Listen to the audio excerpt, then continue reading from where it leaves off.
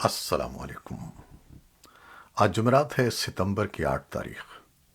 پاکستان میں سب شام کے 7، بھارت میں 7:30، اور یہاں ہمارے اسٹوڈیوز کی گھڑیوں میں صبح کے 10 بج رہے ہیں۔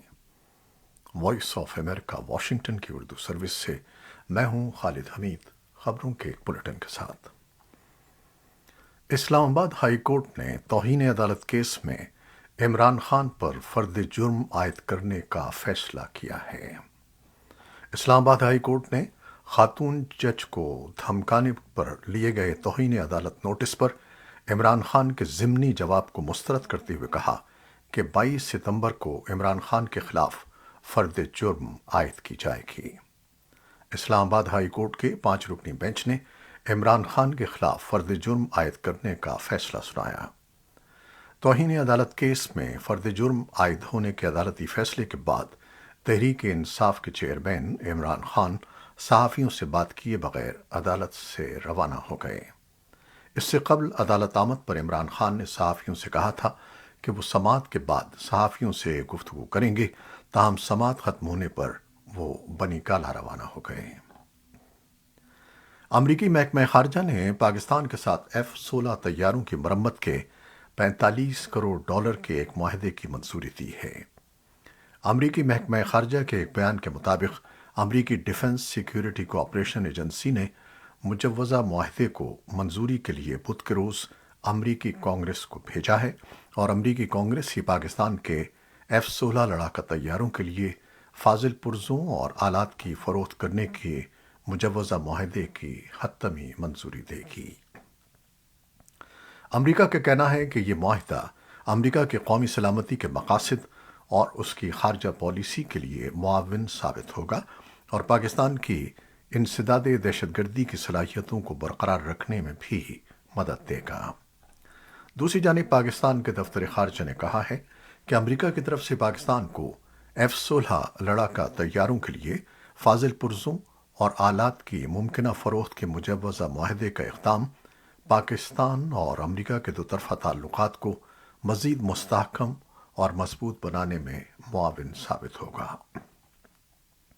پاکستانی دفتر خارجہ کے ترجمان عاصم افتخار نے جمعرات کو اسلام آباد میں وائس آف امریکہ کے سوال کے جواب میں امریکی محکمہ خارجہ کے اقدام کو اہم قرار دیتے ہوئے کہا کہ پاکستان اور امریکہ کے تعلقات کو مثبت راستے پر گامزن کرنے کے لیے دو طرفہ رابطے اور کوششیں ہو رہی ہیں۔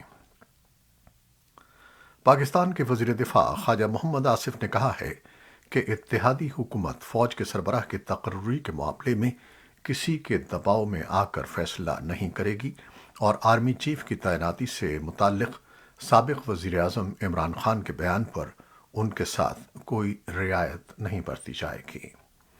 اسلام آباد میں وائس آف امریکہ کے ساتھ ایک انٹرویو میں خواجہ آصف نے کہا کہ عمران خان کے چیف آف آرمی اسٹاف کی تقرری سے متعلق متنازعہ بیان پر کسی قانونی کارروائی سے قبل ان کے اس بیان کی تحقیقات کی جائیں گی۔ خواجہ آصف نے یہ نہیں بتایا کہ عمران خان کے بیان کی تحقیقات کون کرے گا، البتہ انہوں نے واضح کیا کہ سابق وزیر اعظم کو اس معاملے میں کوئی چھوٹ نہیں دی جائے گی۔ پاکستان اور افغانستان کے درمیان سپر ایشیا کرکٹ کپ کے سپر 4 کے سلسلے میں شارجہ میں بدھ کی رات کھیلا گیا میچ پشاور سمیت مختلف علاقوں میں پاکستانی اور شائقین کے درمیان اختلافات کا اور بدمزگی کا سبب بن گیا۔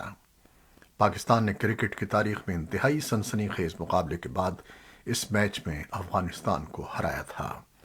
ادھر اس میچ میں پاکستان کی کامیابی کے بعد خیبر پختونخوا کے پشاور، مردان اور دیگر علاقوں میں زبردست فائرنگ ہوئی، جس کے نتیجے میں کم از کم 4 افراد ہلاک اور 7 زخمی ہو گئے۔ پولیس نے ہوائی فائرنگ کرنے کے الزام میں 41 افراد کو گرفتار کرنے اور ان کے خلاف مقدمات درج کرنے کا حکم دیا ہے۔ ہیومن رائٹس واچ نے آج اعلان کیا کہ بنفشہ یعقوبی کو معذوری کے حقوق کے لیے جرأت مندانہ جدوجہد پر ہیومن رائٹس واچ کا سن 2022 کا مارکا برسٹو فیلوشپ اعزاز دیا جا رہا ہے۔ یعقوبی تشدد کا سامنا کرنے والی خواتین کے حقوق کا دفاع کرتے ہوئے برسوں سے بطور وکیل کام کرتی آئی ہیں۔ انہوں نے سن 2022 میں معذور افراد کے حقوق اور استحقاق سے متعلق سن 2013 کے قانون میں کمیشن کی مجوزہ ترمیم کا مسودہ تیار کیا تھا۔ بین الاقوامی یوم خواندگی ہر سال 8 ستمبر کو یعنی آج منایا جاتا ہے۔ اس دن کا اعلان یونیسکو نے 26 اکتوبر 1966 کو یونیسکو کی جنرل کانفرنس کے 14ویں اجلاس میں کیا تھا اور پہلی بار یہ دن 1967 میں منایا گیا تھا۔ افغانستان میں ایک ایسے وقت پر اس دن کو منایا جا رہا ہے جب طالبان نے 1 سال سے زائد عرصے سے 6ٹھی جماعت تک لڑکیوں کے اسکول بند کر دیے تھے۔ افغانستان میں تعلیم کی شرح دیگر ممالک کے مقابلے میں نمایاں طور پر کم ہے۔ افغانستان کی شرح خواندگی 38% ہے جبکہ بین الاقوامی اوسط 84% ہے۔ بھارت میں حزب اختلاف کی سب سے بڑی جماعت کانگریس کے سابق صدر اور سینئر رہنما راہل گاندھی نے پارٹی میں نئی جان پھونکنے کے لیے جمعرات کو تامل ناڈو کے شہر کنیا کماری سے پیدل یاترا شروع کر دی ہے۔ اسے بھارت جوڑو یاترا کا نام دیا گیا ہے۔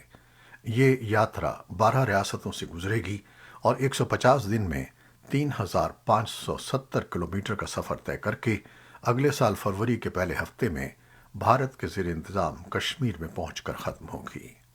کانگریس نے اس یاترا کو بھارت کی سیاست میں ایک نئے موڑ سے تعبیر کیا ہے۔ ویتنام میں موسیقی سے متعلق ایک پارلر میں آگ بھڑک اٹھنے اور عمارت سے باہر نکلنے کا راستہ مسدود ہونے کے نتیجے میں ہلاک ہونے والوں کی تعداد 32 تک پہنچ گئی ہے، جبکہ بدھ کی رات تک عمارت کے کئی حصوں میں آگ پر قابو نہیں پایا جا سکا تھا اور حرارت اتنی شدید تھی کہ وہاں داخل ہونا ناممکن تھا۔ سرکاری میڈیا کی رپورٹس کے مطابق آتش زدگی کا یہ واقعہ صوبے بنڈانگ کے شہر تھوان این میں منگل کو رات پیش آیا۔ امریکی وزیر خارجہ اینٹونی بلنکن غیر اعلانیہ دورے پر یوکرین میں ہیں۔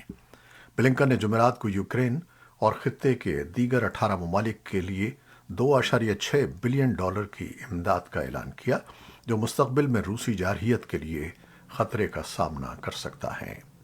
$2.6 بلین میں $675 ملین کا اضافی اسلحہ، گولہ بارود اور امریکی محکمہ دفاع کی انوینٹریز کا سامان شامل ہے۔ اس کے علاوہ بلنکن یہ اعلان کریں گے کہ محکمہ خارجہ کانگریس سے درخواست کر رہا ہے کہ وہ یوکرین اور اس کے 18 پڑوسیوں کی سلامتی کو تقویت دینے کے لیے غیر ملکی فوجی فائنانسنگ کے تحت طویل مدتی سرمایہ کاری کے لیے مزید $2 بلین فراہم کریں۔ بلنکن کا کیف کا دورہ اقوام متحدہ کی جنرل اسمبلی کے سالانہ اجلاس سے پہلے ہو رہا ہے، جہاں عالمی رہنماؤں کا اجتماع بقول امریکی حکام کے خود مختاری اور علاقائی سالمیت کے بارے میں اقوام متحدہ کے چارٹر میں درج اصولوں کی تصدیق کا ایک موقع ہے۔ اس سے پہلے امریکی وزیر دفاع لائیڈ آسٹن نے جمعرات کو کہا کہ صدر جو بائیڈن نے یوکرین کے لیے مزید $675 ملین کی فوجی امداد کی منظوری دی ہے۔ آسٹن نے کہا کہ یوکرین میں جنگ ایک اور اہم مرحلے پر ہے، کیونکہ یوکرین کی افواج ملک کے جنوب میں جوابی کارروائی کر رہی ہیں اور یہ کہ اب میدان جنگ میں مشترکہ کوششوں کی نمایاں کامیابی دکھائی دے رہی ہے۔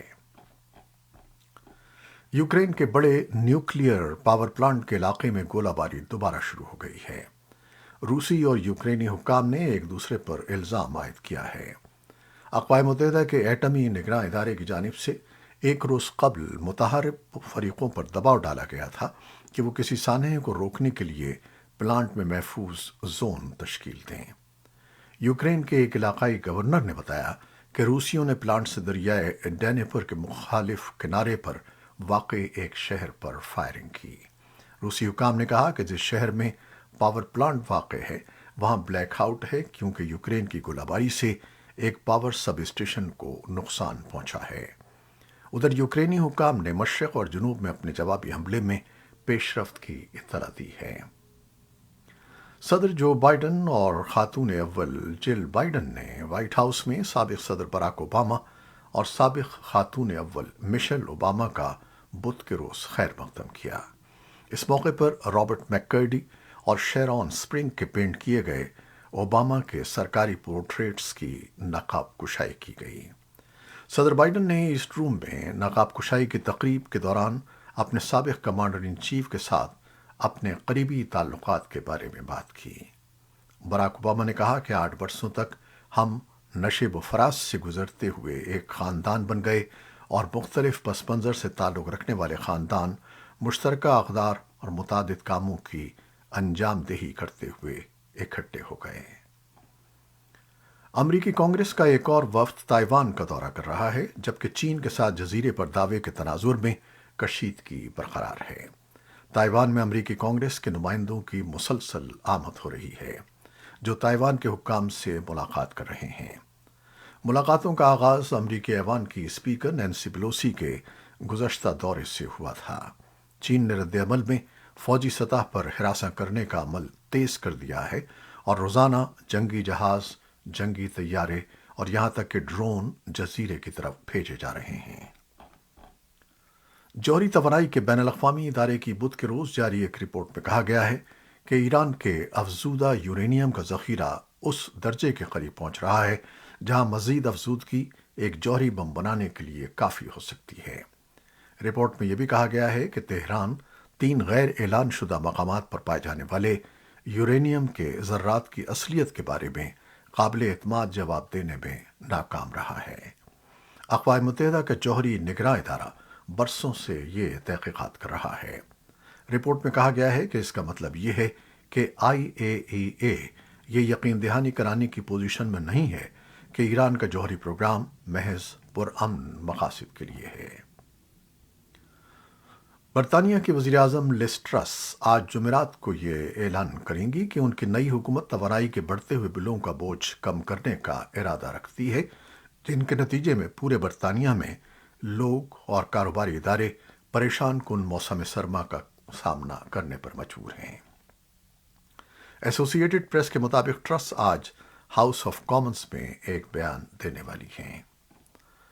रॉयल कैनेडियन माउंटेड पुलिस या RCMP का कहना है कि सक्चुआन सूबे में चाकू के वार से 10 अफराद की हलाकत के दूसरे मुश्तबा शख्स को तलाश कर लिया गया है और वो पुलिस की हिरासत में है। माइलस सैंडरसन को सक्चुआन के शहर रोस्टन के करीब गिरफ्तार किया गया था। RCMP के एक बयान में यह तफसील बताई गई। ताहम पुलिस ने बात को तस्दीक की कि हिरासत में लिए जाने के कुछ देर बाद ही उसकी मौत हो गई। इससे पहले मफरूर का भाई और साथी मुलजिम 30 साला डेमियन सैंडरसन चाकू के हमलों के मकामात के करीब मुर्दा पाया गया था। ये थी वो खबरें जो फेसबुक लाइव पर हमने आपके लिए पेश की। हमारी वेबसाइट, यूट्यूब और पॉडकास्ट पर यह बुलेटिन आपके लिए पोस्ट कर दिया जाता है। आप हमारे बुलेटिन को शेयर करते हैं और अपने कमेंट्स में अपनी मोहब्बतों का इजहार करते हैं, जिसके लिए हम आपके बेहद ममनून हैं। आप अपनी इन मोहब्बतों को जारी रखिएगा।